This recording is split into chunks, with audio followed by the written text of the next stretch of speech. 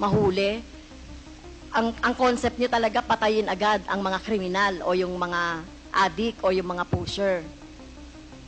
Pero ang tanong ko nga, hindi nyo ginawa yan sa mga drug lords. Okay? Hindi kayo nang huli ng mga manufacturer ng drugs. Pero yung mga maliliit, ganyan ang tingin ninyo, ano? Yung mga kriminal na sinasabi ninyo. Ganyan niya tratuhin. Ganon ako gagago.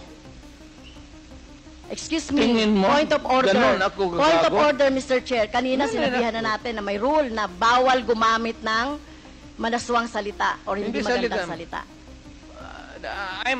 I'm using a word. Ganon, am I that stupid? English yan. Ang Tagalog niyan is ganon ako gagago.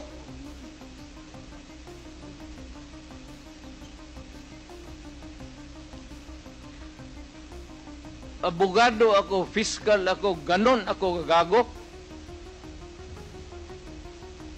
Tama kayo, Mr. Chair. Tama po si Mr. Duterte. Abogado kayo.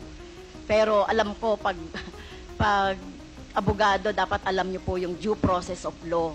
Alam nyo pong igalang ang karapatan at buhay ng tao, Mr. Chair. Huwag ka bang barurong, ma'am.